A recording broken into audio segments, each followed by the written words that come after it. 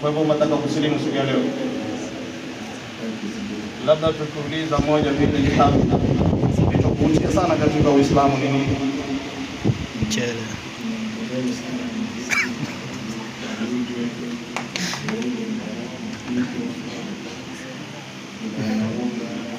Haya, kilichomvutia zaidi ni akhlaqi za Kiislamu. Alhamdulillah. Anasema tabia za Kiislamu ndio yamemvutia yeye kuingia katika Uislamu. Kwa hivyo na sisi tutakusilimisha inshallah, na tutasema maneno nitakayosema sasa hivi. Baada ya haya maneno tayari ushakuwa Muislamu. Sema ashhadu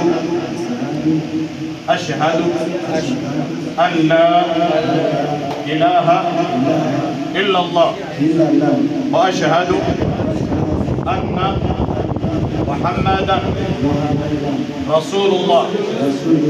Nakiri kwa moyo wangu na kutamka kwa ulimi wangu ya kwamba hapana mola anayepasa kuabudiwa kwa haki illa Allah, isipokuwa Mungu mmoja. Nakiri kwa moyo wangu na kutamka kwa ulimi wangu ya kwamba Muhammad ni mtume wa Mungu.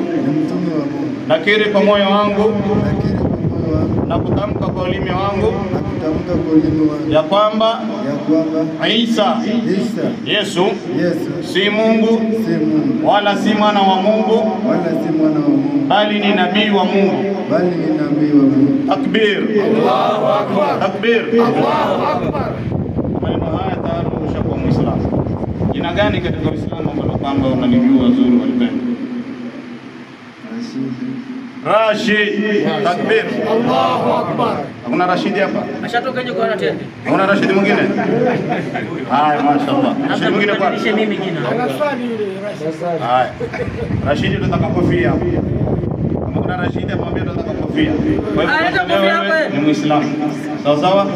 Kinachofuata hapa utaenda kuoga moja kwa moja, utaenda pale bafu uoge kamili, mwili kamili uoge, na baadaye utafuata yale sharia na swala na maombi.